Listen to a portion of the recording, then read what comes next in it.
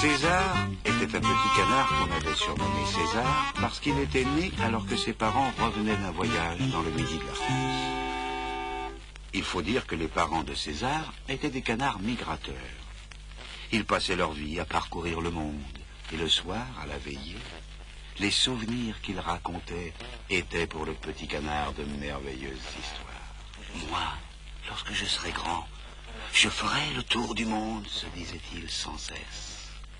Et il rêvait des pays qu'un jour il visiterait.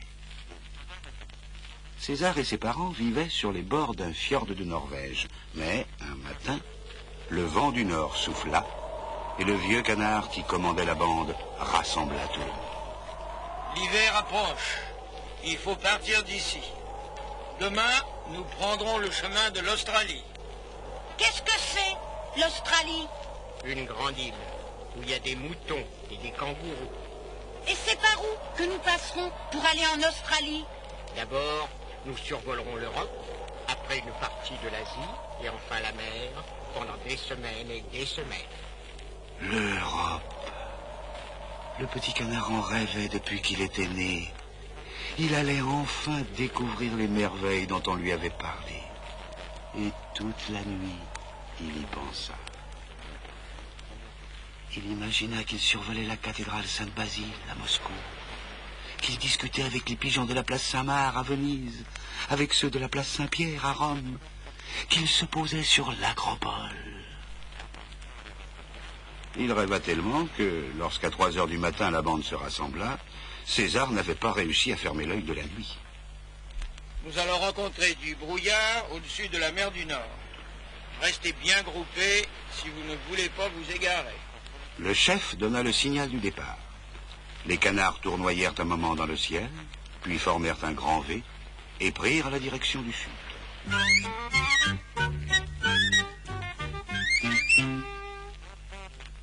Un peu parce qu'ils musardaient, un peu parce qu'ils n'avaient pas fermé l'œil de la nuit, César volait en queue, en compagnie d'une petite canne qu'on appelait Ciboulette. Serre, César, serre, tu vas te perdre. C'est ce qui arriva.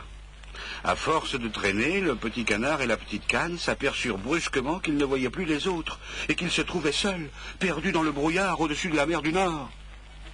Qu'est-ce que nous allons faire maintenant?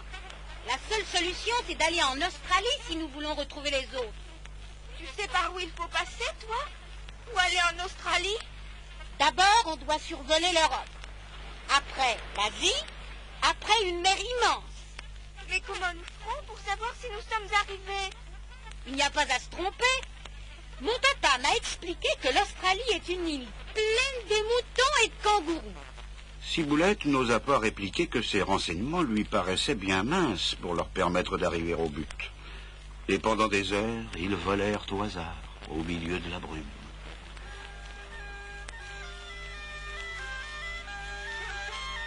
Tu entends? Qu'est-ce que c'est? Descendons pour mieux voir. Nous devons nous trouver au-dessus de la terre. Lorsqu'ils se furent approchés, César et Ciboulette aperçurent au milieu de la brume un homme vêtu d'une jupe qui jouait d'un drôle d'instrument. Un joueur de cornemuse. D'après ce que mon papa m'a dit, nous devons nous trouver en Écosse. C'est par là qu'il fallait passer pour aller en Australie? Non. Dans le brouillard, ils avaient perdu leur route. Mais César se garda bien de le dire à Ciboulette pour ne pas l'effrayer. En tout cas, ce qui est certain, c'est que nous sommes en Europe et qu'il faut la traverser.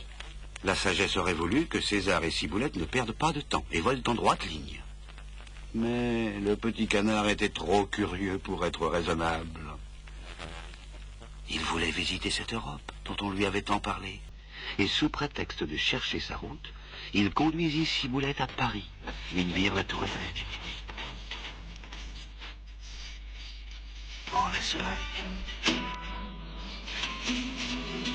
En Allemagne, avant d'aller se poser sur les canaux de Venise, les gondoliers, tout en ramant, chantaient de bien jolies chansons.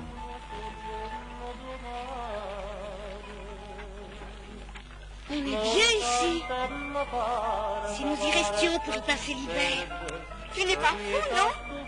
Tu penses au mauvais sang que nos parents doivent se faire? Ciboulette avait raison. Il fallait qu'ils poursuivent leur route.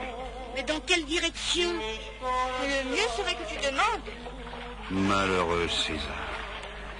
Son papa lui avait expliqué qu'après avoir traversé l'Europe, c'était l'Asie qu'il fallait survoler. Et au lieu de demander le chemin de l'Australie au gondolier dont il s'approcha, ce fut celui de l'Asie qu'il demanda. L'Asia? Ma che idea ad andare in Asia? Perché proprio l'Asia? Laggiù ci sono delle grosse bestie, fa troppo caldo. Ma se veramente volete andarci, allora andate verso il Levante, sì, il Levante, sì, da quella parte lì. César n'avait rien compris. Mais comme tout en parlant, le gondolier avait montré la direction où le soleil se lève, il n'y eut plus de doute pour le petit canard. C'était par là qu'il fallait aller.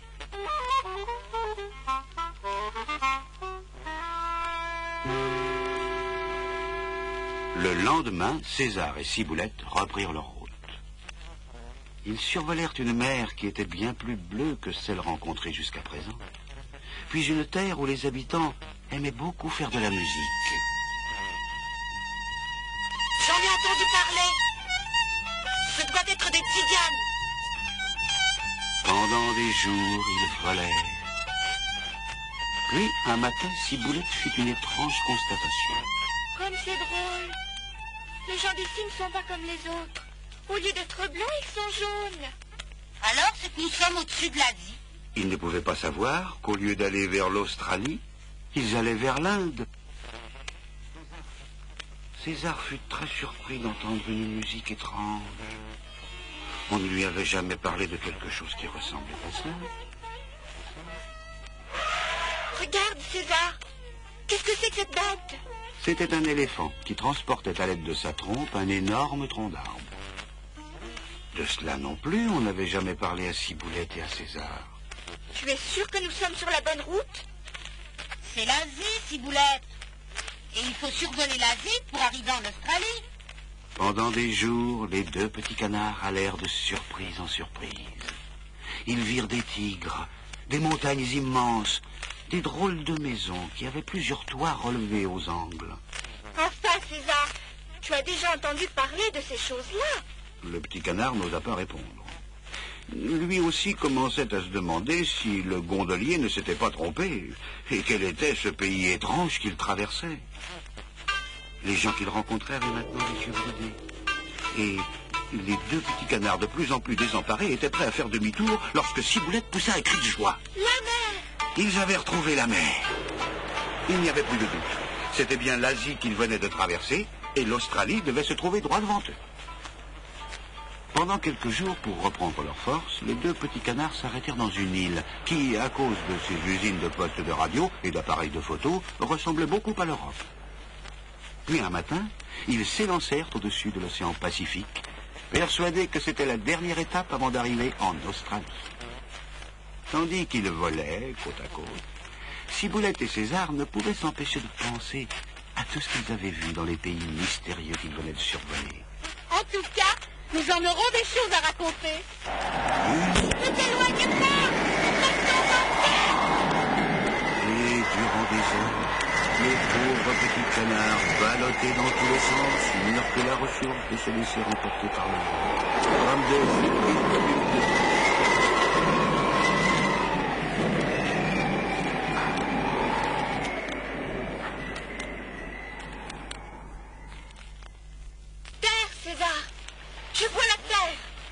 Le vent qui avait soufflé dans la direction des deux canards leur avait permis de brûler les étapes. Et sous un beau soleil, ils découvrirent un pays magnifique, qui était l'Amérique du Nord, mais qu'ils prenaient pour l'Australie. Tu crois que ce sera facile de retrouver les canards de la bande? Le pays était immense, avec des étendues désertiques dont on ne voyait plus la fin, des montagnes abruptes, et à côté de cela, des villes magnifiques, imposantes de grandeur. La première chose que virent César et Ciboulette, ce fut un pont jeté sur la mer. Mais des moutons et des kangourous, il n'y en avait aucun. C'est peut-être parce qu'ils se trouvent dans une autre région de l'île. Et au hasard des vents, ils partirent à leur recherche. Dans le nord, où ils aperçurent des hommes rouges vêtus de plumes, des trappeurs, des bûcherons. Dans le sud, où il leur fallut voler pendant des jours et des jours, avant de trouver des hommes qui, armés de lasso, s'amusaient à dresser des chevaux. Je devrais leur demander où se trouvent les moutons. Armé de son plus beau sourire, César s'approcha d'un gardien qui se tenait à l'écart. Mais à peine ce dernier l'eut-il aperçu qu'il dégaina son revolver. Il s'en était fallu d'une épaisseur de plume que le malheureux canard ne finisse à la broche. Aussi, sans demander son reste, César déguerpit-il en vitesse, imité par Ciboulette qui avait eu aussi peur que lui. Il volait depuis des heures, lorsqu'une musique, différente de tout ce qu'ils avaient entendu, attira leur attention. Tu entends comme c'est joli? On dirait la prière de gens qui sont malheureux. César et Ciboulette, qui se croyaient en Australie, ne pouvaient pas deviner que la musique qu'ils entendaient était née de la souffrance des Noirs d'Afrique, transportés dans ce pays pour y être des esclaves. Les deux petits canards avaient encore en mémoire cette musique obsédante, lorsque, s'étant posés à l'extrémité d'un cap qui leur paraissait tranquille, ils furent saisis de frayeur par le vacarme d'une fusée en partant sur eux.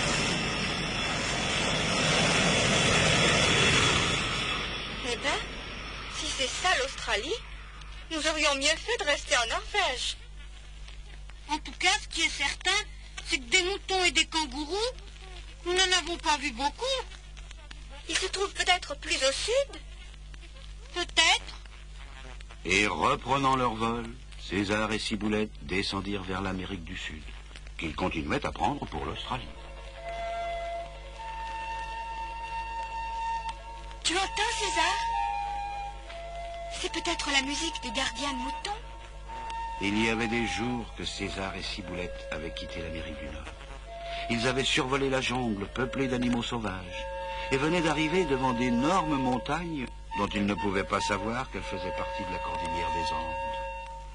Il faut descendre voir si ce sont des bergers qui font cette musique. C'étaient des bergers, en effet. Des bergers vêtus d'une sorte de couverture rayée. Et ils gardaient des animaux à l'allure étrange, qui ressemblaient à des mulets et à des chameaux. Ce sont peut-être des moutons d'Australie. César et Ciboulette, poliment, s'approchèrent de l'un d'eux. Pardon, monsieur. Vous êtes un mouton? Un mouton? Je suis un lama, mon ami.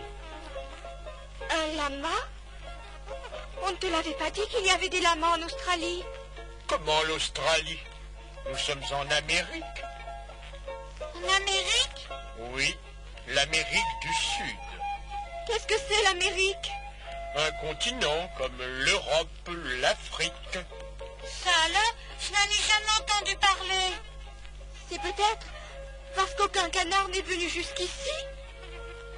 Mais dites-moi, monsieur le lama, pour aller en Australie, Le lama leur expliqua que d'après ce qu'il avait entendu dire, il fallait voler du côté où le soleil se lève. Encore? Et malgré la déception de Ciboulette, les deux petits canards traversèrent de part en part l'Amérique du Sud avant de s'engager au-dessus de l'océan Atlantique. Lorsqu'ils arrivèrent en vue des côtes vers lesquelles ils volaient, Ciboulette fut folle de joie. les moutons, Ce n'étaient que des cavaliers montés sur des chevaux lancés au triple galop. c'est ma parole, ils nous tirent dessus. Ça y est, Ciboulette, je sais où nous sommes. Hein? Au Maroc. Et ces gens qui ont tiré des coups de feu, ce sont des Arabes qui font la fantasia. On m'a raconté que dans ces pays, chaque fois qu'il y a des fêtes, ils font la même chose. Et le Maroc? C'est en Australie. Non? En Afrique. Mais alors, nous n'y arriverons jamais. Ciboulette était au bord des larmes. Et César, pour ne pas la décourager davantage, se garda bien de lui dire que s'il connaissait le nom du pays où il se trouvait, il ignorait totalement comment il fallait s'y prendre pour aller du Maroc en Australie. Durant des jours, ils volèrent au hasard, découvrant les borges de terre rouge de Mauritanie, les hommes bleus du Sahara, les pyramides d'Égypte. Et lorsque César décida de s'arrêter pour demander son chemin, le chameau auquel il s'adressa, au lieu de lui répondre, le regarda de toute sa hauteur. Les deux canards n'eurent pas plus de chance en descendant vers le sud, vers cette région de l'Afrique où un bruit de tam-tam résonnait sur la jungle. En Éthiopie, un lion, au lieu de répondre, se contenta de rugir. En Angola, un crocodile essaya d'avaler César, qui lui avait pourtant posé très poliment sa question. Et ce ne fut que lorsque les deux canards se posèrent sur une île située presque au bout de l'Afrique qu'un zébu répondit à leur question. L'Australie, c'est très facile. Il n'y a qu'à voler tout droit dans cette direction, au-dessus de l'océan Indien. Ils volèrent des jours et des jours. Puis, un matin, alors qu'ils venaient de se poser sur les rivages d'une île immense, Les moutons. c'était eux cette fois. Et non loin, un kangourou se promenait en faisant de grands sauts. L'Australie. Nous y sommes. Il ne leur restait plus qu'à retrouver la bande. Mais cela était plus facile que de se rendre de Norvège en Australie, en passant par l'Asie, l'Amérique et l'Afrique.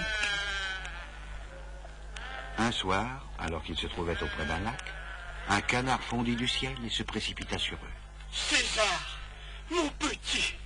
C'était le papa de César.